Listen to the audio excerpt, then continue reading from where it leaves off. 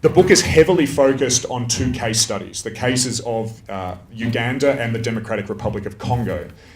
But the book also tries to explore structural issues around what the ICC has done in Africa over the last 15 years. And so it also engages directly with the way that the ICC went about its business in Kenya and the other African situations as well. This, I think, is a very important time to be appraising the impact of the ICC in political and social terms in Africa. And I think there are two reasons why the timing of today's event is absolutely crucial.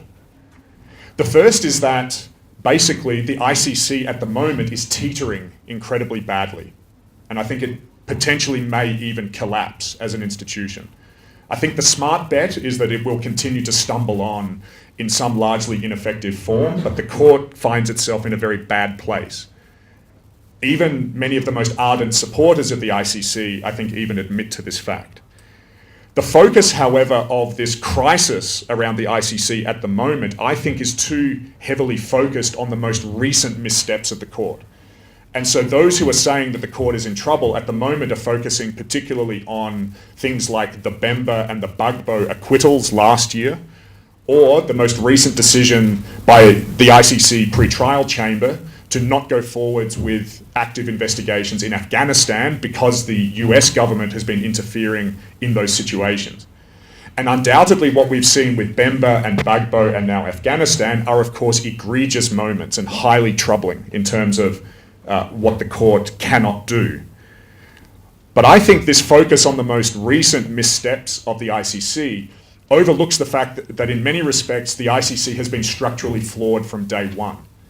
And so I think it's also important that we go back and we look at what the court has been doing for the full 15 or 16 years that it's been in existence, and that means also tackling exactly what the ICC was doing here in Kenya.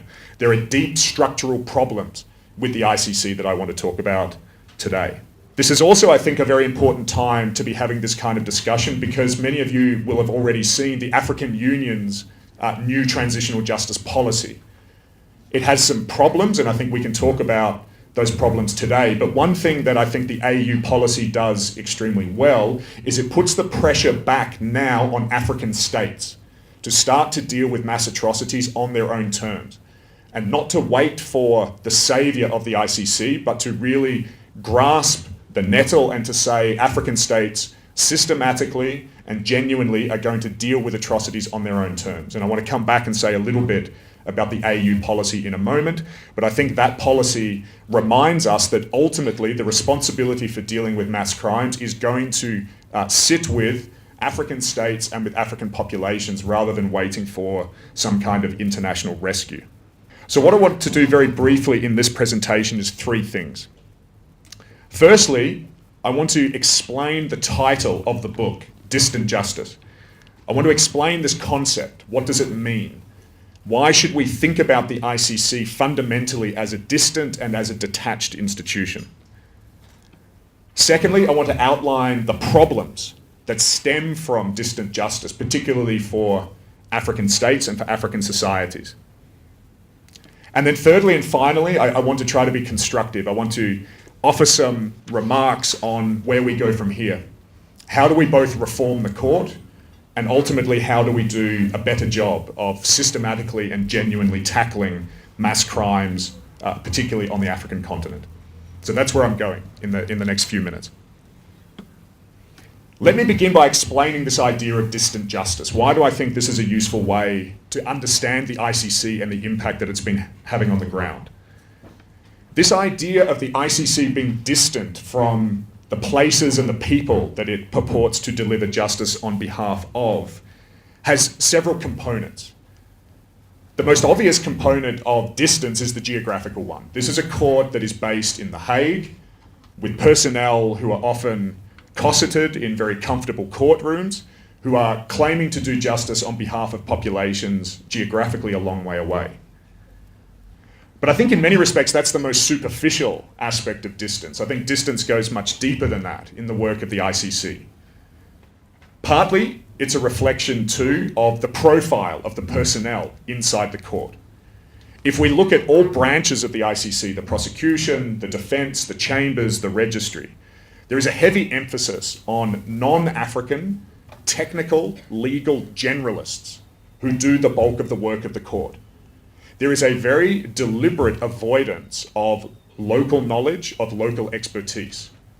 And the logic for that is that this is a permanent global court that is expected to rove around the world, dealing with cases of genocide, war crimes, and crimes against humanity wherever they may take place.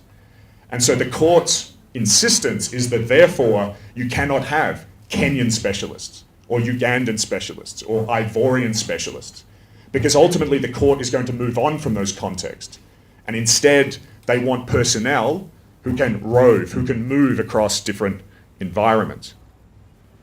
One way in which this is manifested, and I think this is a very important structural feature, particularly of the Office of the Prosecutor and the Office of the Defense, is that neither of those bodies have a single investigator who comes from any of the places where they have been conducting investigations.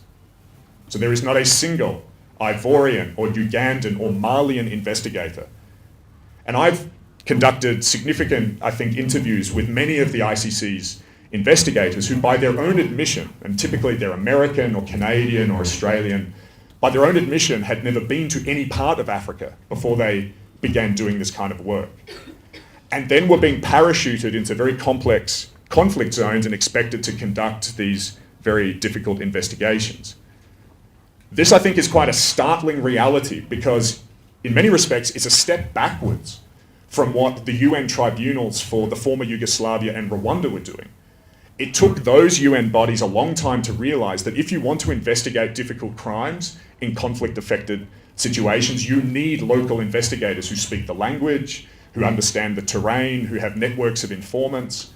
The predecessor institutions realized this fact, and in many respects, the ICC has gone backwards. It has gone back to a situation that the ad hoc tribunals began with, which was believing that outsiders, foreigners could do this work, whereas those previous bodies eventually realized that in fact you can't. We also see distant justice in the fact that, for example, until 6 months ago, the Office of the Prosecutor had a protocol whereby none of its investigators could spend more than 10 days at a time in situ. So you've got foreigners who, by their own admission, don't particularly know the local context that well, who cannot spend more than 10 days at a time in the field conducting investigations. This has also forced the Office of the Prosecutor all across Africa to do most of its investigative work through intermediaries, outsourcing investigations to local NGOs, local journalists, and other actors, all of whom have their own tensions and their own complexities because of their long-standing involvement on the ground. What underpins this practice of distancing from the local terrain is a very particular philosophy. There is a set of ideas embedded within the ICC that lead to distant justice. And it's basically a philosophy that says justice has to be fundamentally detached from politics. It has to hover above the political fray. Because if the ICC were to get too close or too embedded in the local context, it would lose its neutrality, it would lose its impartiality. And so the ICC operates in this very distanced way because it wants to be seen as apolitical. It wants to be seen as neutral. It wants to be seen as even-handed. And in many respects, it wants to be seen as technically superior to domestic institutions. It insists on distance because it says that domestic courts, domestic remedies are tainted.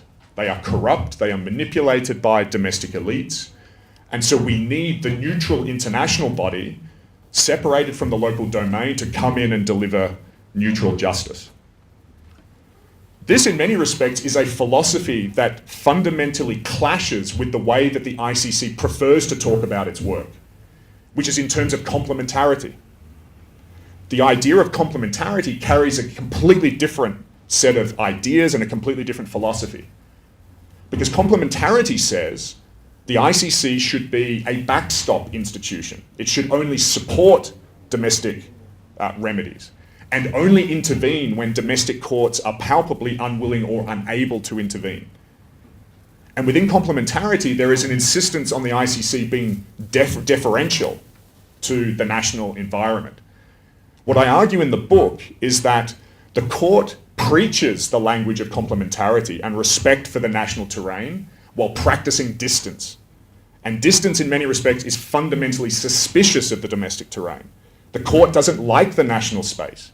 It thinks it's corrupt. It thinks it's instrumentalized. It thinks it's manipulated. And so it needs to hover above and deliver justice in a very different way. So the language of the court is complementarity, but its actions are distance. So let me now outline why this idea of distant justice produces problems, because this, of course, isn't a theoretical presentation. I want to show why this produces practical negative consequences for not just the situation here in Kenya, but other situations right across the continent. And I want to outline the problems that are produced because of distant justice, both for the ICC itself, but more importantly for African states. Distant justice produces big problems for the court. And I think many of the crises that the ICC is facing at the moment stem from the way that it's tried to deliver distant justice. One key problem for the ICC is that we have seen consistently the court investigate crimes in an extremely shoddy and an extremely ill thought through way. So on its own terms, the ICC is not handling a high quality of evidence. And it's for this reason that as many ICC cases have collapsed before or during trial as have been completed. Only 5 cases have been completed in the last 15 years. 5 cases have collapsed before or during trial in that same period. And there are 18 ICC cases that are underway in some shape or form, but are unlikely to in fact reach the dock. So this has been a largely inactive court, but also this is a court that has been struggling to get robust criminal cases heard in The Hague. And much of the reason for this, I think, is because of this very distanced way in which both the prosecution and defence have been investigating on the ground. If we look at the Bemba and the Gbagbo acquittals, the 2 highest profile acquittals of the court, the problem here is not that these individuals were acquitted in and of themselves. I mean, the job of a court is to either convict or acquit, depending on the evidence that is presented. What is more damning about the Gbagbo and the Bemba cases is just how flimsy the prosecution evidence presented in the courtroom was. Particularly in the case of Gbagbo, his case was thrown out by the judges, who argued that in fact there was no case to answer. The defence did not even have to muster an argument in the courtroom, because what the prosecution brought in the Gbagbo case was so underwhelming. And this is shocking in many respects, because the judges had warned the prosecution, even at the confirmation of charges stage, that their evidence against Gbagbo was incredibly weak. The judges criticised the prosecution in particular for not spending investigatively enough time on the ground. They were warned that this heavy reliance on second-hand evidence was going to be highly problematic. And the Gbagbo case was built almost exclusively on local media and local human rights reports, rather than direct investigations being conducted by the Office of the Prosecutor. What the judges were looking for was evidence that was gained from eyewitnesses to the crimes during the post-election violence period in Côte d'Ivoire, evidence that was gained through documents and bank records and the kinds of things that you would expect a robust court to deliver. The judges warned the prosecution about these failures at a very early stage, and in many respects it was no surprise then that the case against Gbagbo collapsed. And we have to remember that that case collapsed at a time when the Office of the Prosecutor was enjoying enormous state cooperation from the government of Alassane Ouattara. Ouattara's government had determined that the ICC would not be going after its own government officials and would only be targeting the Gbagbo side. So even in a context of enormous cooperation from the domestic government, the Office of the Prosecutor still was not doing an effective job of investigations on the ground. That, I think, goes back to this idea of distance and this idea that you can just parachute Western investigators into these places for very short periods and expect them to do an effective job. It's simply not working. So the court has a massive problem on its own terms. It is not conducting the kinds of sophisticated and convincing investigations that can withstand scrutiny once they get to the courtroom. The court has another major problem. And in many ways, this is a problem that I not only identify in my book, but it's also identified in the two very important reports that Gladwell mentioned in her introductory comments. If you look at the reports by AfriCOG and KPTJs, especially the reports that are on the table over there, Impunity Restored and the Nairobi Principles on Accountability, all of us, I think, are identifying the same point, which is that the ICC continues to struggle to effectively navigate state power.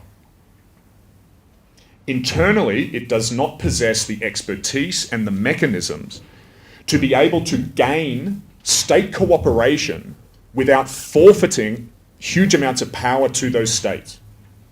And this is the bind that the ICC is in. It needs cooperation of domestic governments in order to do its work, to provide security, to assist with investigations. But at the same time, it must maintain independence from those states. And I think what we are all arguing in these different documents is that the court has been incredibly naive about how it relates to powerful actors on the ground, particularly state actors.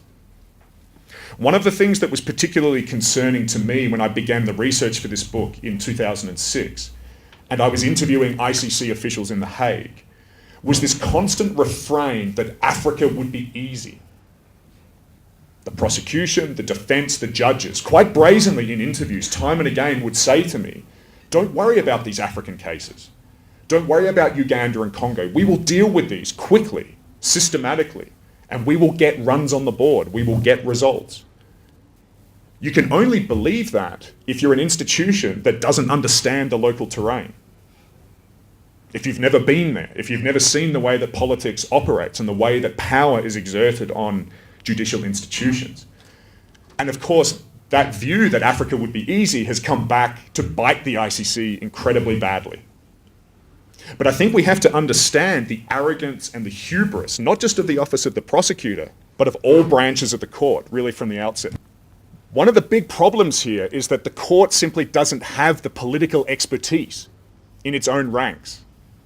Because it keeps insisting on outsiders, foreigners who are detached from the local context, it doesn't possess the knowledge about how to navigate state power on the ground. What we have seen with the ICC is that it has basically developed two types of very problematic relationships with African governments. We have either seen incredibly antagonistic relations between the ICC and domestic states. And the two classic examples are Sudan and, of course, what happened here in Kenya. Places where the ICC went after the top brass. They went after Bashir, they went after Kenyatta, they went after Ruto.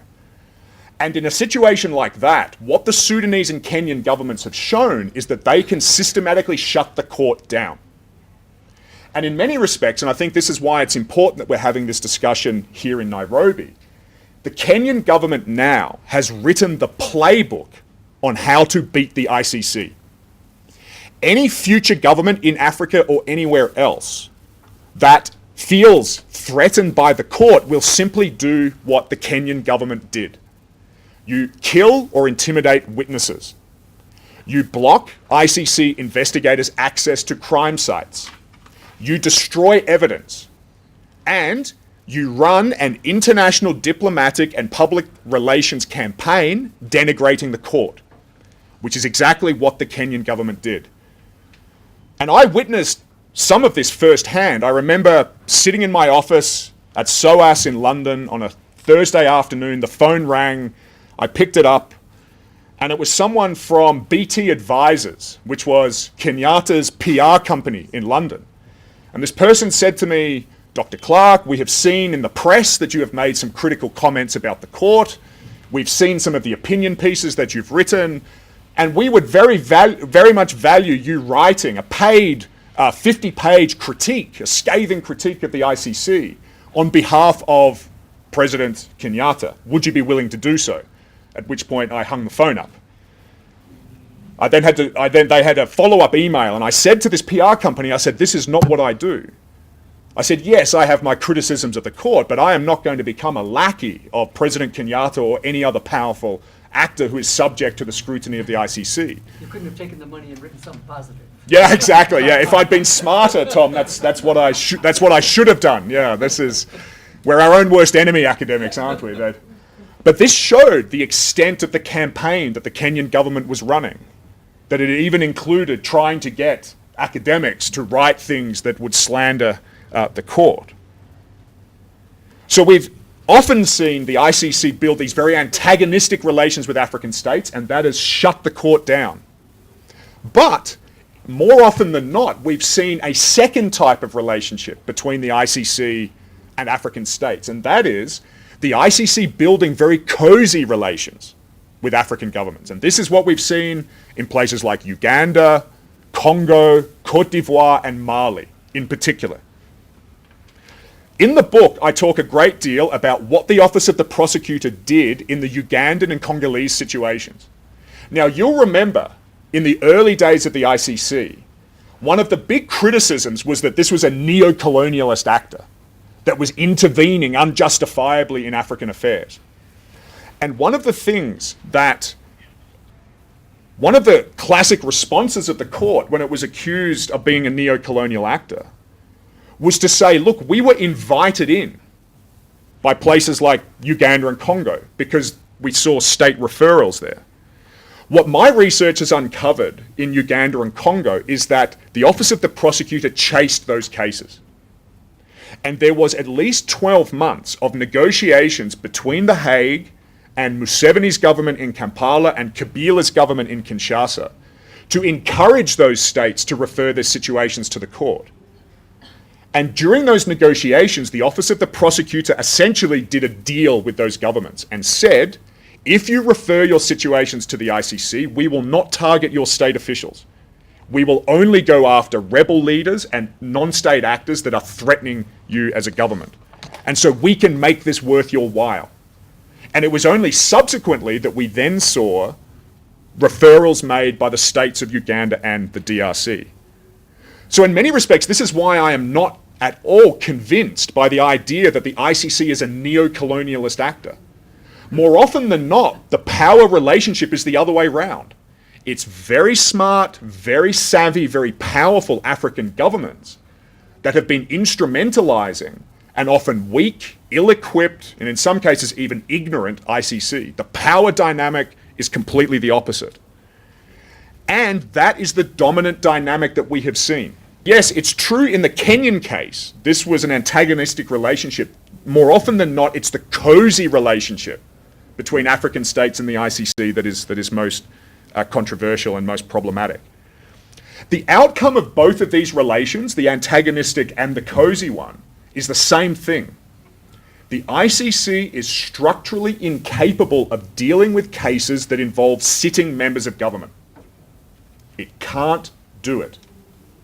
And this is an enormous climb down for the court, because one of the reasons the ICC was even set up was the promise that it could go after the kinds of state actors that domestic judiciaries would be reluctant to tackle.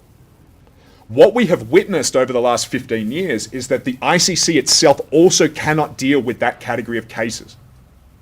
And so unfortunately in 2019, I think we have to conclude that the ICC is only a court for non-state actors.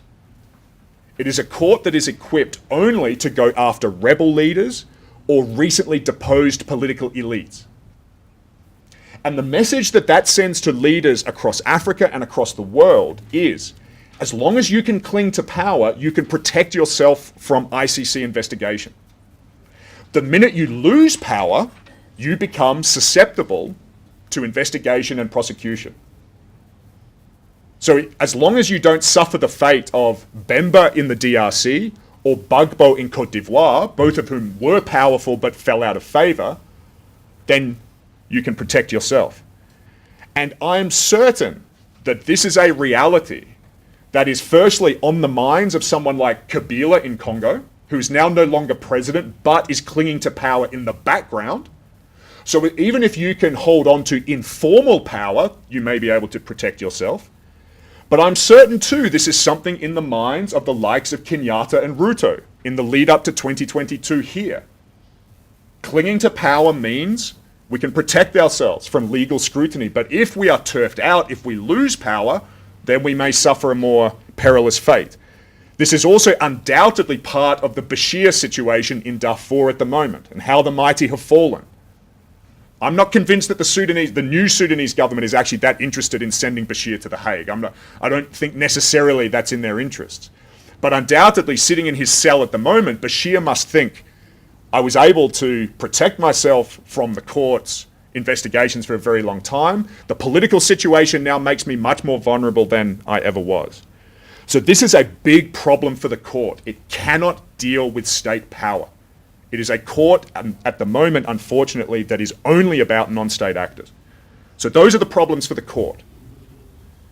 But what's more important in all of this are the problems that are produced for African societies. Because yes, I'm worried about what's going on internally at the ICC and the kind of travails that it is suffering. But what is more important is the impact that the ICC has had on the ground in African societies over the last 15 years. So let me very briefly sketch some of the key problems that I think the ICC has produced here in Kenya and in other parts of the continent. One of the biggest problems, and it stems from the things that I've already talked about, is the enormous disillusionment now of many affected communities across the continent when they talk about the ICC. This comes out of a decade of doing hundreds of interviews, especially in northern Uganda and eastern Congo. Places where there was a huge amount of optimism about the ICC at the outset. Well, people don't talk about that any longer. People have lost faith in this institution. Because, and I hardly need to say this in a place like Nairobi because you all know it all too well, these are local communities that have suffered extremely poor witness protection by the ICC over the last decade or more, a sense of being abandoned by the court, especially witnesses who put themselves on the line and gave evidence to ICC investigators only for the court to drop the charges against the likes of Kenyatta and Ruto. Where does that leave local actors? Where does that leave victims of violence? To a large extent, they are now left dangling. And I can assure you, it's not only here in Kenya that that strong feeling is expressed. In the northern Ugandan case, the ICC hibernated investigations in northern Uganda for 5 years, but without telling local communities what was going on. So I was doing interviews in places like Acholi and Lango and Teso, and people who had given evidence to the court said, where are these investigators now? We are simply left here in this environment with the Ugandan government sniffing around. The army comes into our communities all the time. It knows who gave evidence to the court. What we hear is that the ICC has paused the investigations here. What are we as local communities supposed to do about that? And so that is a massive problem at the community level. A lack of information, a lack of understanding, and a sense of being abandoned by the ICC. What I also see, especially in my fieldwork in northern Uganda and eastern Congo, is a recognition at the local level that this court cannot go after government actors. Local communities know this, and it is one of the key sources of frustration and anger directed at the ICC. I'll give you an example. In northern Uganda about 4 years ago, I was interviewing an elderly lady. She was in her 80s. She had given evidence several times, both to prosecution and defense investigators from the ICC. And she said to me, my community has suffered huge atrocities at the hands of the LRA rebels. Murder, rape, pillage on an industrial scale. But it's the crimes committed by my government that hurt me the most. And she was in many ways, I think, speaking on behalf of her clan. She said, there's something particular about state crimes. Because we expect the rebels to attack us, but we do not expect our own state to attack us. The state is there to protect and to provide. And so when the state commits murder, rape, pillage, and these other atrocities against us, it is especially grave. It breaks the social contract. And therefore, it is particularly egregious, this lady said, that the ICC cannot go after government actors. It is known on the ground and it is viewed with an enormous amount of anger.